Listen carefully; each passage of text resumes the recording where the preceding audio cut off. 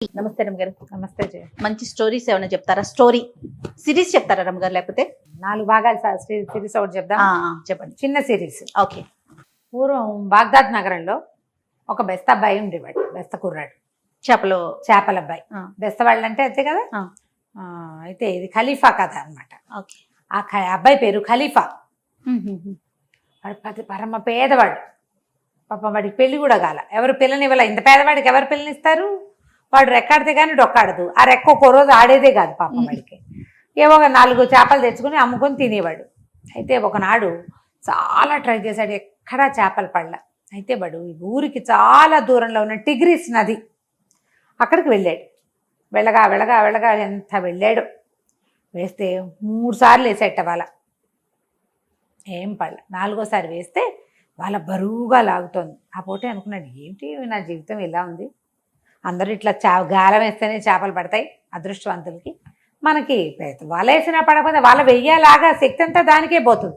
అదేంటి ఇట్లా ఇట్లా ఇలా వెయ్యాలి, దాన్ని బలంతో వెయ్యాలనుకుంటాను. బలంతో వెయ్యాలి, బలంతో లాగాలి, ఊతంగా చెయ్యాలి ఆ పని. విసుగు పుట్టింది. 3వసారి వేస్తా, ముఖ్యం 3వసారి రాకపోతే రాదనుకున్నాడు. వల వేసేసారు కానీ బరువుగా ఉంది. ఓహో ఏదో పడిందని లాగాడు. తీరా దగ్గరకు వచ్చాక తెలిసింది అందులో పడింది చేప కాదు, ఒక కన్ను గుడ్డి, ఓ కాలు కుంటి ఉన్న ఒక కోతి పిల్ల పడింది అందులో. ఓ దీని దుప్పదేగా, ఇది ఎక్కడి నుంచి పడిందో, వచ్చి నాళ్ళలో పడిందని దాన్ని తెడు తీసి కొట్టబోయేసరికల్లా ఆ కోతి, ఖలీఫా ఆగు ఆగు, నన్ను కొట్టపోక మాట్లాడింది మానవ భాషలో, నన్ను కొట్టద్దు, ఇంకోసారి వెయ్యి వాళ్ళ, నా మాట విను అంటే. కోతి మాట్లాడుతుండేసరికి వీడికి ఉత్సాహం వచ్చింది. సరే ఆ కోతి నా పక్కన కూర్చోబెట్టి మళ్ళీ వేశాడు వాళ్ళ. ఈసారి ఇంకా బరువుగా పడ్డాయి చేపలు, ఇంకేముంది ఇదేదో చెప్పింది అనుకున్నాడు. ఈసారి అందులో ఎంచి ఓ చిరిగిన చొక్కా వేసుకుని కాళ్ళకి మూతికి రంగు వేసుకున్న ఒక కోతి పిల్లబడి, ఇంకో కోతి మూతికి రంగు ఉంది, దానికి కాళ్ళంతా ఎర్ర రంగు వేసుకుంది, చిరిపోయిన చొక్కా ఒకటి వేసుకుంది. అది చొక్కా ఉంది దాని ఒంటి మీద. ఇదేమిటి ఊళ్ళో ఉన్న కోతులండి నదిలోనే పడ్డాయా, ఇట్లా దొరుకుతున్నాయని దాన్ని తెగ తిట్టాడు ఆ ముందు గుడ్డిదాన్ని. ఏమిటి నువ్వు వెయ్యి అన్నావు, వేస్తే ఇది ఇంకోటి వచ్చింది, ఇంకో కోతి, మాస్టి కోతి, ముష్టి కోతి అని తిట్టాడు. తిట్టేసరికల్లా ఈ చిరిపోయిన చొక్కా వేసుకుని కోతంది, బాబా అట్లా కాదు, నా మాట విను, ఖలీఫా కొట్టపోక ఇంకొక్కసారి వెయ్యను. 3వసారి వేసేసరికల్లా ఇంకా వికారంగా ఉన్న ఒక కోతి బుచ్చంతా ఊడిపోయి అక్కడ ఇక్కడ ప్యాచులు పడి, ఓ నీలం రంగు చొక్కా, మూతికి రంగు, కాలిగోళ్ళకి వాటికి రంగు వికారంగా ఉన్న 3వ కోతి పడింది. పడేసరికల్లా మీ దరిద్రం కాలిపోయి, నా దరిద్రం ఇవాళ ఈ రెక్కల సత్తు అంతా పోయింది. నీళ్ళల్లో నుంచి వస్తువు లాగడం కష్టము, ఇంతంత కష్టపడి లాగితే కోతులు పడ్డం ఏమిటి, ఆ కోతితో ఏం చేసుకుంటాం, కూర వండుకోలేం కదా. అంతే అతేటు తీసుకుని 3టిని బాధేడు కొట్టేసరికల్లా ఆ 3వదంది, వదిలే ఖలీఫా, నేను ఎవరినో తెలుసా అసలు నీకు అనేసరికల్లా, ఎవరి వినువు, ఒక మాస్టి కోతివి, నీ మొహం చూడలేక వస్తున్నావు, అవి 2 చూడడానికి కొంచెం బాగున్నాయి, నీకు ఆ బాగుంటా కూడా లేదు నీ బతుక్కి అన్నాడు. అనేసరికల్లా కోతంది, అట్లా కాదు, నేను తెలుసా, ఈ వర్తక వీధులు అబూసీర్ అని ఒక పెద్ద వర్తకుడు ఉన్నాడు కదంటే, ఏది ఆ పెద్ద పెద్ద స్తంభాలన్న కొట్టు అదేనా అన్నాడు. నీలం స్తంభాలన్న పెద్ద కొట్టు అబూసీర్ ఉన్నాడే, ఆయన అదృష్టాన్ని నేనే అంది కోతి. అనేసరికల్లా నీ మొహం చూస్తే పగలు చూస్తే రాత్రి కల్లోకి వస్తున్నావు, నువ్వు వచ్చేలాగా ఉన్నావు, నువ్వెట్లా అదృష్టాన్ని అంటే నా మాట విను, ఇంకొకసారి వల వెయ్యి, వలై ఆ వలలో ఒక చేప పడుతుంది, నీకు ఏది పడితే అది. దీన్ని ఏం చేస్తామంటే చక్కగా మంచి ఆకులు పరిచి, అరిటాకులు లాంటివి ఆకులు తామరాకులు పరిచి దాని మీద ఇది పెట్టి, ఆ వచ్చిన చేపని దాని మీద ఇంకో తామరాకు కప్పి ఓ బొచ్చులో పెట్టుకో. ఇక్కడి నుంచి అబూసీర్ దగ్గరికి వెళ్ళే వరకు మాట్లాడబాక, అది ఆయనకు చూపించు. ఇది ఎవరికైనా చూపించావా అంటాడు. చూపించలేదండి, మీకోసమే తెచ్చానని చెప్పు. రూపాయి ఇస్తానంటాడు, బంగారం. 1 దినారం ఇస్తాడు, వద్దను. 2 ఇస్తాడు, వద్దను. 5 ఇస్తానంటాడు, వద్దను. 10 ఇస్తానంటాడు, వద్దను. ఏమనాలి మరి అంటాడు. నీ అదృష్టాన్ని నాకు ఇది ఇస్తున్నట్టుగా ప్రమాణం చేయి చాలు అని చెప్పు. అప్పుడు వాడి అదృష్టాన్ని అయిన నేను నీ పరం అవుతాను. వాడికి రోజుకి 10 నాణేలు 10 దినారాలు వచ్చే అదృష్టాన్ని నేను అని చెప్పింది కోతి. చెప్పేసరికల్లా బాగుందిగా ఐడియా. సరే ఏం చేశాడు మరి, మీ ముగ్గురిని ఏం చేయనన్నాడు. మా ముగ్గురిని ఎత్తి నీళ్ళలో పడి నువ్వు ప్రమాణం తీసుకొచ్చుకో, వాడి అదృష్టాన్ని నీకు బదలాయించినట్టు. బదలాయించగానే నీకు రోజుకు 10 నాణాలు వచ్చేలాగా చేసే పూచి నాది అంటే సరే ఆశ పుట్టింది వీడికి. అబూసీర్ చాలా పెద్ద వ్యాపారస్తుడు. సరేననుకున్నాడు. ఈసారి 4వసారి వేసేసరికల్లా ఒక బ్రహ్మాండమైన చేప పడింది. దానికి బంగారు పొలుసులు, రెక్కలు ఉన్నాయి విశాలంగా. ఇక చేపకి చిన్న రెక్క లాంటిది ఉంటుంది కదా, అవేమో పెద్ద పెద్దవి ఉన్నాయి. చిట్టి ఉంటాయి చేపలకి, ఇంత ఉంది. కళ్ళు వజ్రాల్లాగా మెరుస్తున్నాయి. నీలము బంగారు రంగు కలిసిన రంగులో మెరుస్తుంది. ఆశ్చర్యపోయాడు. అమ్మో, ఇలాంటిది చేపను చూశాను ఎప్పుడైనా నేను నా జీవితంలో? మా నాన్న తాత కూడా ఎప్పుడూ చెప్పలా. సరే, ఇది అబూసీర్కి ఇవ్వాలి. ఏం చేశాడు? ఆ కోతులు 3 ఎత్తి నీళ్ళలో పడేసాడు. టిగ్రిస్లో పడేసేసి ఒక పెద్ద తామరాకు పరిచి ఒక బొచ్చలో ఈ చేపను దాని మీద పెట్టి, దాని మీద ఇంకో తామరాకు కప్పి, ఒక గుడ్డ కప్పి దాన్ని నెత్తి మీద పెట్టుకున్నాడు. పాటలు పాడుకుంటూ బయలుదేరాడు. మధ్యలో ఎందరో కనపడ్డారు, పల్లకరిచ్చినా మాట్లాడలే. కోతి చెప్పింది కదా మాట్లాడొద్దని, అట్లా పోయాడు. వెళ్ళగా అబూసీర్ దగ్గరికి వెళ్ళాడు. ఆయన ఏదో వ్యాపారం చేసుకుంటున్నాడు. పెద్ద కొట్టు, ఎన్ని రకాల సామాన్లు ఉంటాయి. వీడు తీసుకుపోయి సరాసరి అబూసీర్ దగ్గర గిన్నె పెట్టి ఆకు తీసేసరికల్లా చేప మిలమిల్లాడిపోతుంది. ఆయన ఎంత బాగుంది, ఎవరికైనా చూపించావా అన్నాడు. ఎవరికి చూపించలేదండి, మీకే చూపిస్తున్నా, మీతోటే మాట్లాడుతున్నా అన్నాడు. అనగానే ఎంత బాగుందో, ఇందుకో ఇందా అని దినారం ఇచ్చాడు. ఆ ఒక్క దినారం చూసేసరికల్లా వాడి జీవితంలో బంగారు కాసు చూసిన వాడు కాదు. వాడు ఎగ్గిరి చంకలు గుర్తుకుంటూ బయటకు వెళ్ళిపోయాడు. ఒక్కదానికి వెళ్ళిపోయాడు. కొంచెం దూరం లేక గుర్తొచ్చింది, కోతి ఇంకోటి ఏదో చెప్పిందిగా. మళ్ళీ పరిగెత్తుకొచ్చాడు. అది దినారం ఆయన మొహాన్ని కొట్టాడు. నాకు వద్దండి, నా చేప నాకు ఇచ్చేయండి అన్నాడు. అనగానే ఓర్నిది కడుపుడక, అదేమిట్రా, అదేం మాట, అట్లా అనకూడదు, 2 రూపాయలు తీసుకో అన్నాడు. ఆ 2వ నాణ్యం చూసరికి మళ్ళీ ఉత్సాహం పుట్టింది. మళ్ళీ పోయాడు బయటికి. మళ్ళీ గుర్తొచ్చింది, అదృష్టం. కోత ఏం చెప్పింది, రోజుకు 10 నాణ్యాలు వచ్చేది చూపిస్తానంది. 2 ఆశపడితే 10 పోవు. అందుకని మళ్ళీ వెనక్కి వెళ్ళాడు. ఆయన 5 ఇస్తానన్నాడు, 10 ఇస్తానన్నాడు. నాకు అసలు అక్కర్లేదు తీసిపో అంటున్నాడు. కానీ గిన్నె వదలటల్లా ఆయన. ఆ చేప అందాన్ని పట్టలేక అది నీళ్ళలో వేస్తే వాళ్ళ దొడ్లో పెరుగుతుంది, బతికే ఉంటుంది, చచ్చిపోలే. అందుకే తామరాకుల మీద పెట్టారు, చావకుండా ఉంటాను. తామరాకుల మీద, సముద్రపు తామరాకుల మీద పెడితే చావకుండా ఉంటుంది, బతికే ఉంది, కదులుతోంది. కాస్త నీళ్ళు పోస్తుంటాడు బహుశా. సరే, ఈయనేమన్నాడు, ఏం కావాలరా నీకు, ఇట్లా ప్రాణం తీస్తావు, ఎంతసేపు ఇట్లా మాట్లాడుతుంటే చచ్చేపోతుంది, ఇది మా పిల్లలకు చూపిద్దాం అనుకున్నాను, నీకు కావాల్సింది ఏంటో ఖచ్చితంగా చెప్పేసి తీసుకో అన్నాడు. అనగా నా కోసం ఒక ప్రమాణం చేయండి మీరు అన్నాడు. అలాగే చేస్తాన్నాడు. ఇక్కడ కాదు, రోడ్డు మీదకి రండి అని రోడ్డు మీదకి తీసుకెళ్ళాడు. ఆయన చేపను ఎడం చేత్తో పుచ్చుకొని కుడి చేతోటి, నా అదృష్టాన్ని ఈ బెత్త ఖలీఫాకి నేను బదలాయిస్తున్నాను అని గట్టిగా అందరూ వినేలాగా ప్రమాణం చేయించుకున్నాడు. సంతోషంగా ఇంటికి వెళ్ళిపోయాడు. ఆయనేమో ఆ చేపను తీసుకుని లోపల పోయాడు. నా అదృష్టం వీడికి పోయేది ఉంది, వీడి బొంద ప్రమాణం $10 బిళ్ళలు మిగిలినాయని ఆయన లోపలికి వెళ్ళిపోయాడు. అక్కడి నుంచి వీడు ఏం చేశాడు, ఇంటికి వచ్చి పడుకున్నాడు. ఆ బెత్తగా వాళ్ళ ఇంట్లోనే ఏదో ముద్ద పెట్టారు, ఆ పూటకు అన్నం తినేసాడు, వచ్చి పడుకున్నాడు. మర్నాడు పొద్దున్న నదికి వెళ్తే ఎన్ని రకాల రంగులు చేపలు పడ్డాయో వాడికి. 10 నాణ్యాలు వచ్చాయి. ఆశ్చర్యపోయాడు. అమ్మో, 10 రూపాయలు వచ్చేసాయి మనకి అని. ఇక రోజు వెళ్ళటం మొదలుపెట్టాడు. వెళ్తాడు, రోజు టిగ్రిస్ నదికి వెళ్తాడు. ఇన్నేసి చేపలు, ఆ రంగుల చేపలు మామూలు చేప అయితే తింటానికి ఉంటారు, రంగుల చేపలు ఫ్యాన్సీ కొనుక్కుంటారు కదా.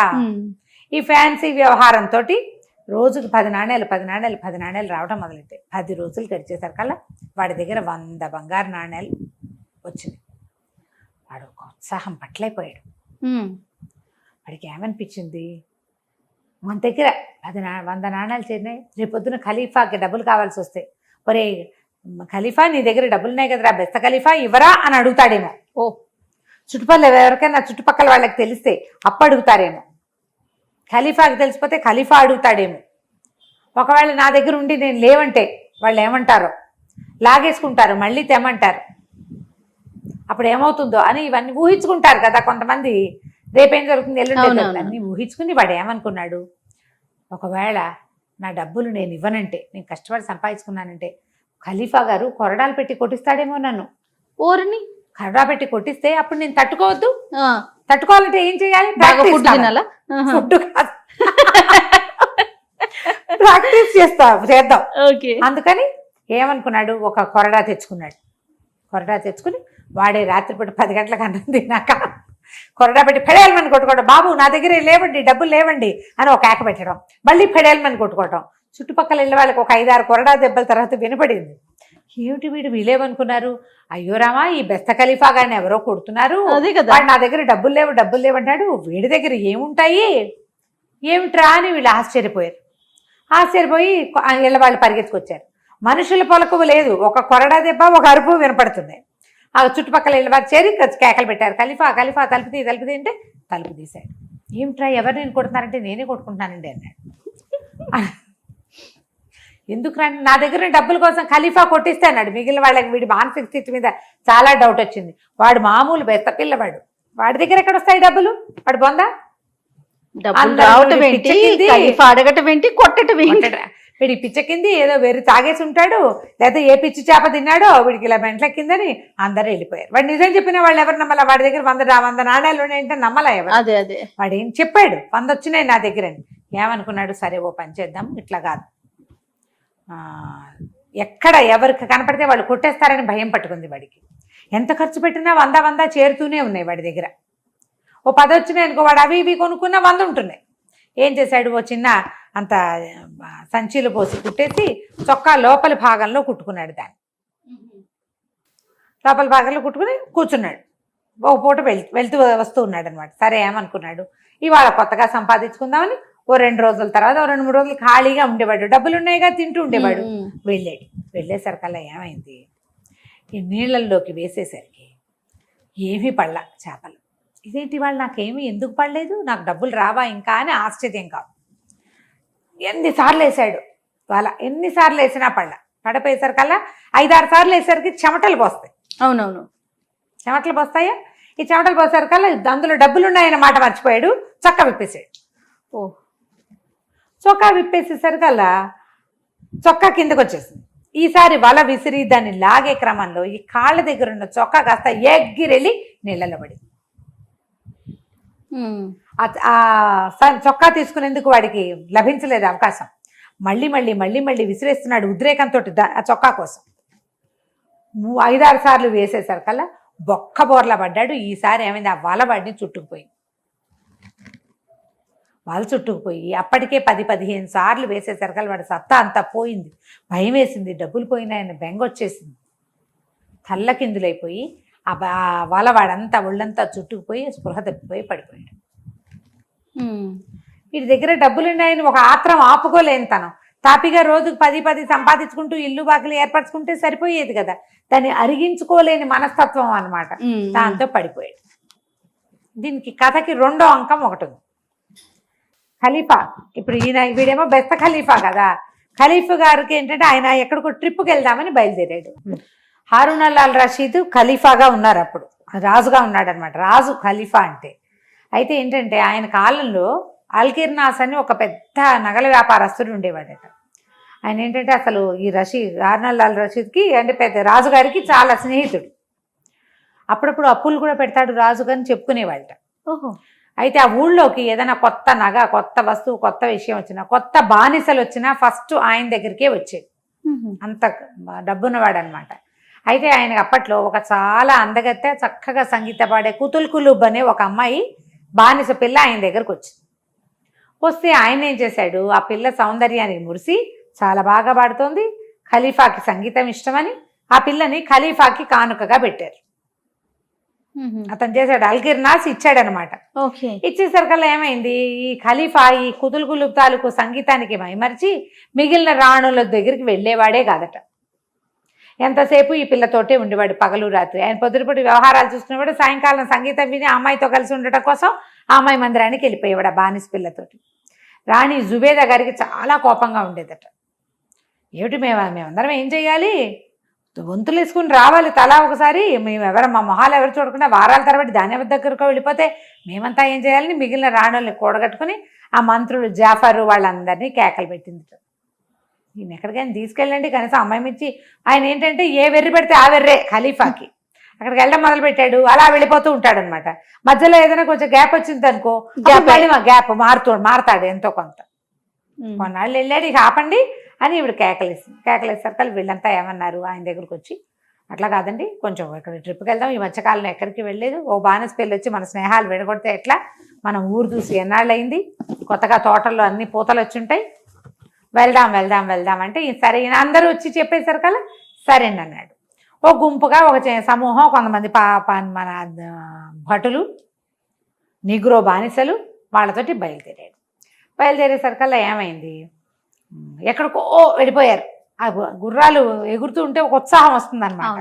వెళ్ళగా ఏమైంది, దాహం వేయటం మొదలుపెట్టింది ఆయనకి. దాహం వేస్తోంది. క్రమంగా ఊరు దాటేశారు. ఎవ్వరూ కనిపించట్లా. అక్కడ ఒక పెద్ద మట్టి దిబ్బలాగా కనపడింది వాళ్ళకి.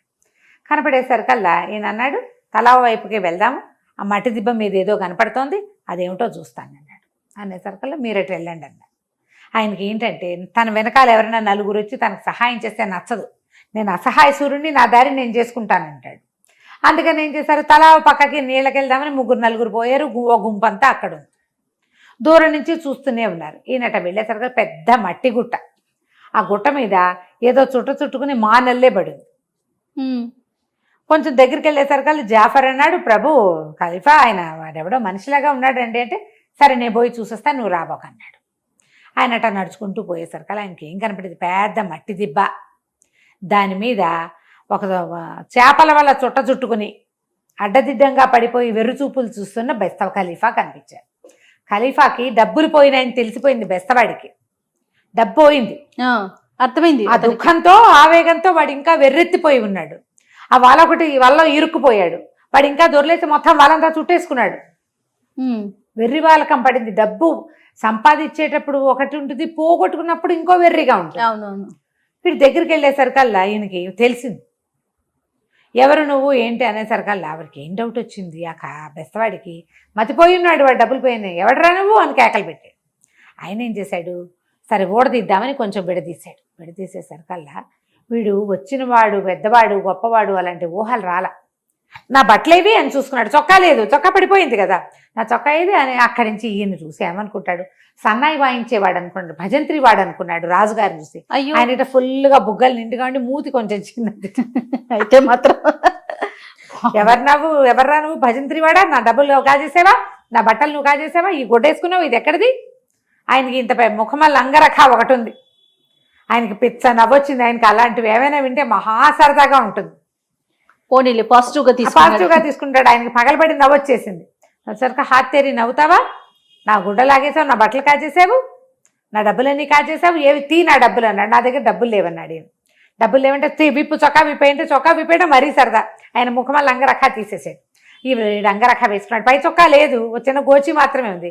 వేసుకున్నాక ఇదేమిటి ఇంత బారుంది, నా చొక్కా ఎంత మంచిది, వాడు వేసుకునేది ఇంత చొక్కా, ముష్టి చొక్కా, అది మంచిది ముఖమల్ల అంగరఖ కంటే.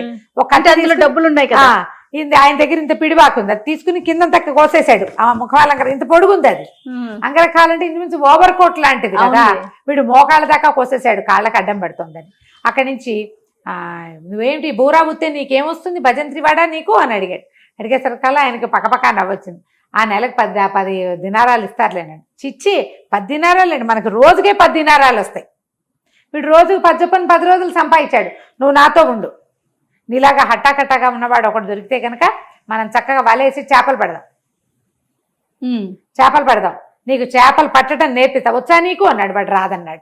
ఖలీఫా గారు నాకు రాదన్నాడు. అంతేగా, నేను నేర్పిస్తా, నేను ఎంత బాగా నేర్పిస్తానంటే నాలాగా నేర్పించేవాడు ఎవడు ఉండడు. నా దగ్గర నేర్చుకుంటే నాలాగా నువ్వు కూడా రోజుకు 10 రూపాయలు సంపాదించుకుంటావు. ముందు కొద్ది రోజులు నా దగ్గర పనిచేయి, రోజుకు 2 ఇస్తా. ఆ లెక్కైనా నీ నెల 10 దినారాలు జీతం కంటే నేను ఇచ్చేది ఎక్కువ, బోళ్ళంత ఇస్తాను, సరేనా అన్నాడు. ఆయనకి మంచి ఉత్సాహం వచ్చింది. ఇప్పుడు చేపలు పడ్డం నేర్చుకోవాలి ఖలీఫా గారు, సరేనన్నాడు. అక్కడి నుంచి వాలేస్తే సరే చేపలు పడ్డాయి, రంగులు చేపలు పడేసరికి వాడు బుట్టలో పోసి ఏమన్నాడు, ఈ బుట్ట నెత్తి మీద పెట్టుకున్నాడు నా వెనకాల ఖలీఫాని. ఆయనకి పిచ్చి నవ్వొచ్చేస్తోంది. వీడు తానండి రాజుగా గుర్తించల. రాజుగా గుర్తిస్తే వీడి ధోరణి ఇంకోలా ఉంటుంది. పైగా వీడు ఏదో వెర్రెత్తిపోయి ఉన్నాడు. వాడు ఏమిటంటే తన డబ్బులు పోయాయి, తన చేపలు పోయాయి, తన అదృష్టం పోయిందేమోనన్న భయంలో ఎదురుగుండా ఉన్న మనిషిని గుర్తించే ధోరణి కూడా లేదు. ఆయనంత ఖరీదైన బట్టలు వేసుకుంటే అవేవో పిచ్చిగుడ్డలు అనుకుంటున్నాడు. పిచ్చితనంలో ఉన్నాడు. సన్నాయి వాయించే వాళ్ళ బట్టలుగా భావిస్తున్నాడు, రాజుగారి బట్టలుగా భావించట్లా.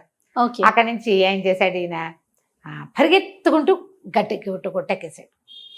ఎక్కేసేసి ఇక నవ్వుకుంటూ పరిగెత్తేసరికి అలా అక్కడ ఉన్న వాళ్ళంతా ఆశ్చర్యపోయారు. వీడు మంచినీళ్ళు అడిగాడు ఈయన. ఖలీఫా మంచినీళ్ళు, ఆ కనపడేది టిగ్రిస్ నది కాదా, నువ్వేంటి ఇలా అడుగుతున్నావు, నీకు అది కూడా తెలియదంటే ఈయన పోయి నదిలోకి వెళ్ళి మంచినీళ్ళు తాగొచ్చాడు. పరిగెత్తుకుంటూ వెళ్ళేసరికి జాఫర్ వాళ్ళంతా చాలా మంది ఉన్నారు, ఆయన మంత్రి, తర్వాత ఏమో వెనకాల ఉండే దండనాయకుడు. ఏం ప్రభు అంత బాగా నవ్వుతున్నారు ఏంటంటే, ఒరే ఆ కింద ఒక బెస్తవాడు ఉన్నాడు, వాడి దగ్గర ఎన్ని చేపలు ఉన్నాయో అన్ని చేపలు పెట్టండి, చేపకు ఒక దినారం చొప్పునిస్తా, వాడి దగ్గర ఒక్క చేప మిగలకూడదు, వాడిని కొడతారో కోస్తారో ఏం చేస్తారో తెలియదు, పట్టుకొచ్చేయండి అన్నాడు. ఆ బుట్ట అక్కడ పారేసి పరిగెత్తాడు కదా. సరే ఈయన పైకి వెళ్ళిపోయాక సైనికులంతా వాళ్ళందరికీ ఆశ పుట్టింది, ఒక్కొక్క దినారం ఒక్కొక్క చేప కంటే ఏముంది, మొత్తం సైనికులంతా కిందకి పరిగెత్తారు. పరిగెత్తి అక్కడి నుంచి వాడి దగ్గర నుంచి గుప్పెళ్ళతోటి పుచ్చేసుకున్నారు. వాడు వేసిన వల్ల వేసిన చేపలన్నీ వీళ్ళు లాగేశారనమాట. ఆఖరిగా ఈయనకి జనానా దగ్గర నిలబడే నీగురో వాడు ఒకడు ఉన్నాడు ఆయనతో పాటు. వాడు వచ్చాడు. వాడు వచ్చేసరికల్లా వాడి దగ్గర చివరికి ఏమైంది, వీళ్ళందరూ చేపలు పట్టుకెళ్ళిపోతుంటే వాడు కంగారు పడి ఇట్లా కొన్ని చేపలను ఇట్లా పట్టుకుని ఉంచున్నాడు.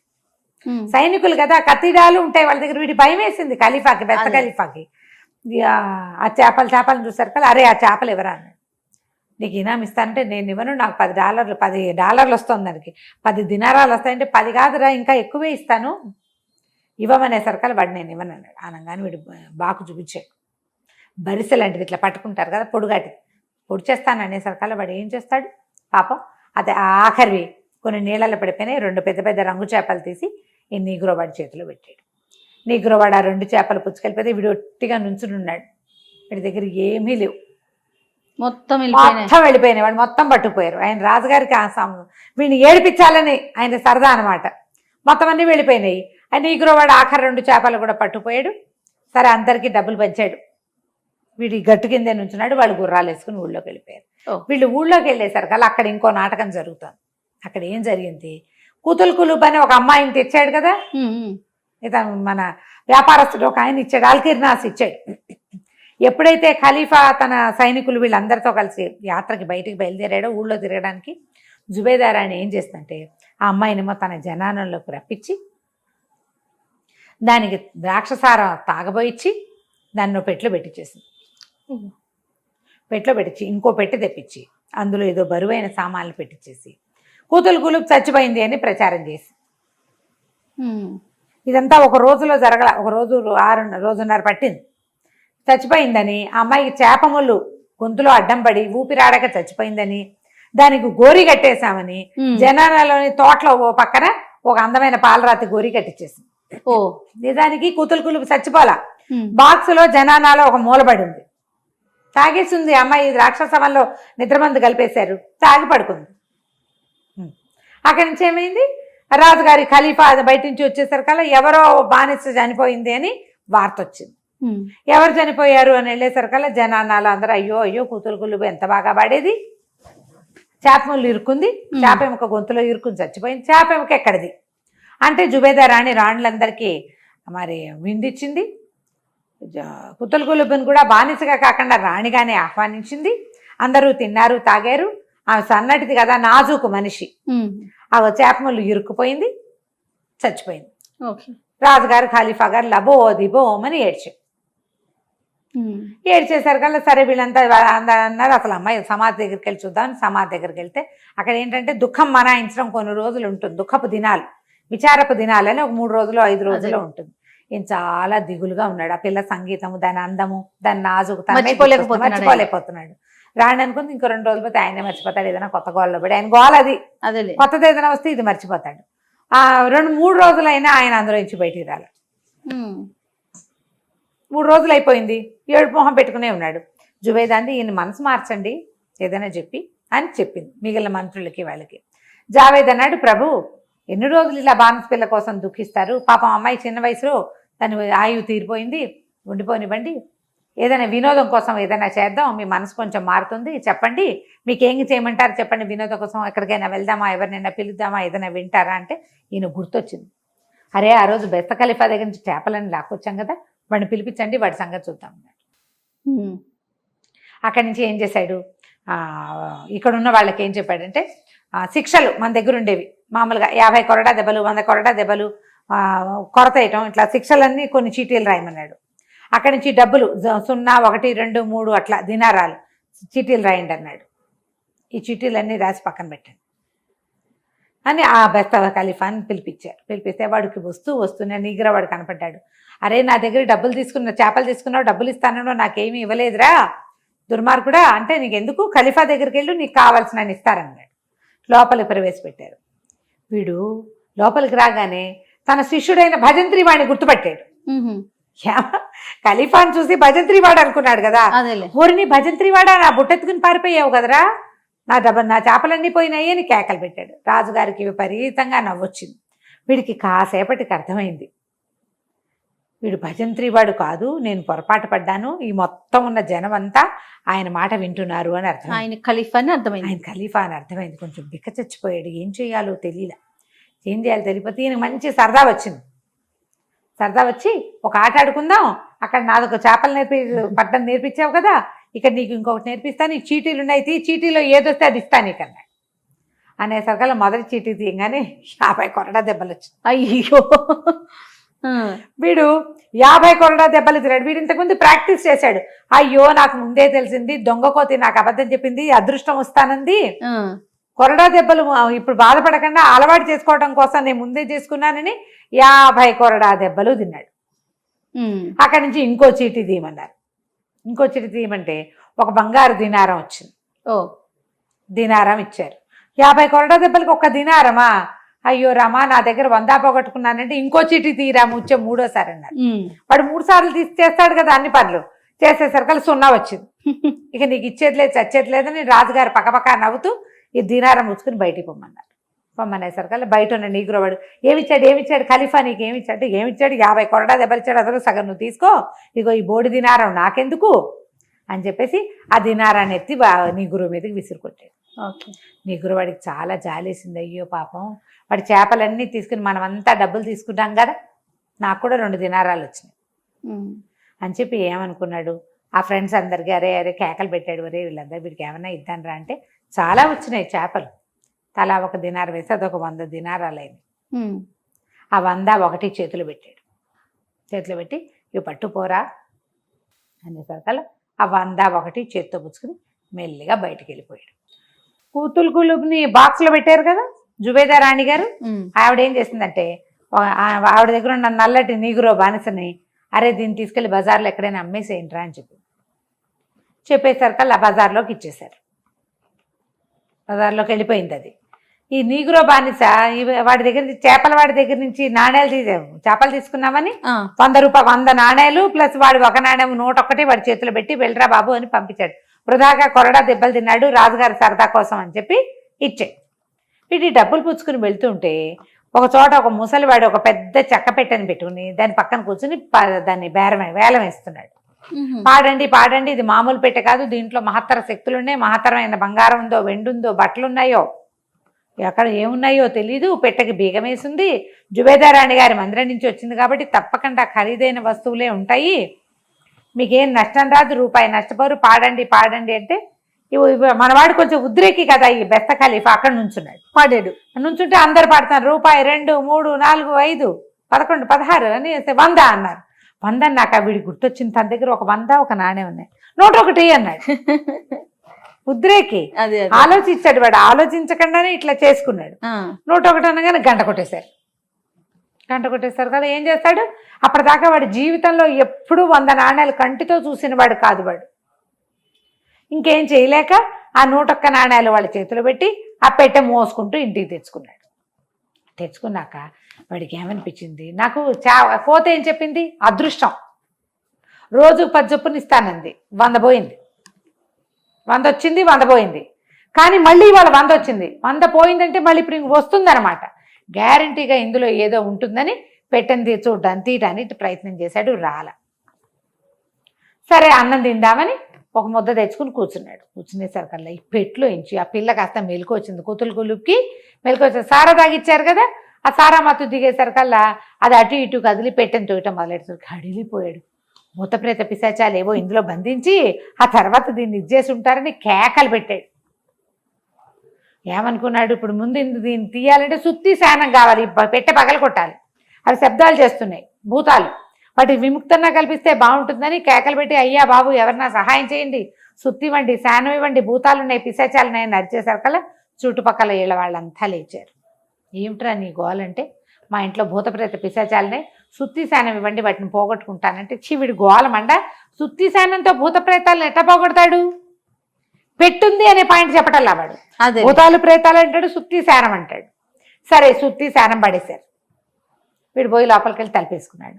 అందరు ఎవరి దారం తలుపులు వేసుకుని పడుకున్నారు. లోపలికి వెళ్ళి వీడు ఏం చేశాడు, సుత్తి పెట్టి అది పగలగొట్టాడు. పగలగొడితే లోపల చూస్తే ఏముంది, మహాద్భుత సౌందర్య రాశిగా ఉన్న ఓ పిల్ల ఉంది లోపల. దాన్ని లేవదీశాడు. నిర్ఘాంతపడి, నువ్వు భూతానివా, దయ్యానివా, పిశాచానివా అన్నాడు. ఓ నాయన అదేది కాదురా, నా పేరు కూతులు కులుబు, నేను ఒక బానిసని, నేను ఇట్లా ఇట్లా అమ్మారని తన కథ అంతా చెప్పింది. ఆకలి ప్రాణం పోతుంది, ఏమైనా ఉన్నాయా అని. ఏమున్నాయి వీడి దగ్గర, ఉన్న ఒక ముద్ద వీడు తినేశాడు. నా దగ్గర ఏమి లేవు. డబ్బులు ఉన్నాయని, డబ్బులు ఎక్కడివి, 101 నాణేలు పెట్టి నేను కొంటికి కదా, నేను కొంటేనే ఇంకా నా దగ్గర డబ్బులు లేవన్నాడు. నాకు ఆకలిస్తుంది, ఎలాగా, ముందు దాహం వేస్తుందండి.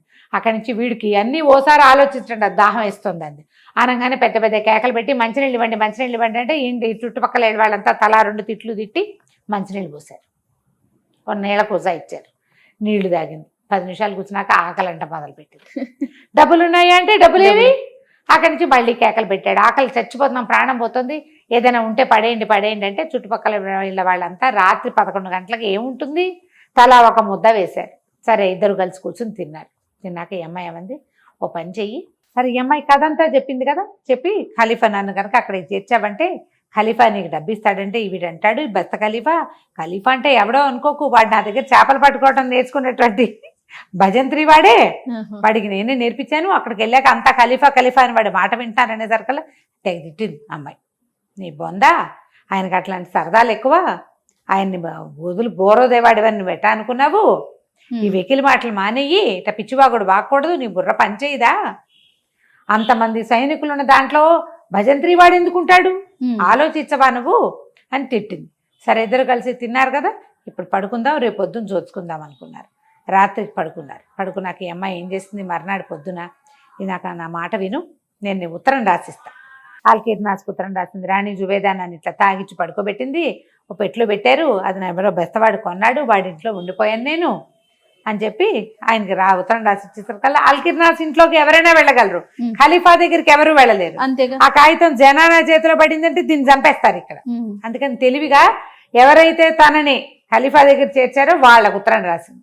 వీడు ఆ ఉత్తరం పుచ్చుకొని బెస్తవాడు అక్కడికి పోయాడు. పోయి అది చూపించాడు. చూపించేసరికల్లా ఆయన తెల్లబోయి పరిగెత్తుకుంటూ వెళ్ళి ఖలీఫాకి తెలియజేశాడు. ఆ ఖలీఫా చాలా ఆనందంతో, అమ్మయ్య కులుకుతుబ్బు కుతుబ్బు, ఈ అమ్మాయి బతికే ఉంది, కుతులు కులుబు అని చెప్పి ఒక సైన్యాన్ని వచ్చిన గుంపుని పంపించి ఆ బెస్తవాడిని ఆ కుతుబుని ఇద్దరిని తెప్పించుకున్నాడు. ఆమెను చూసి చాలా సంతోషించాడు.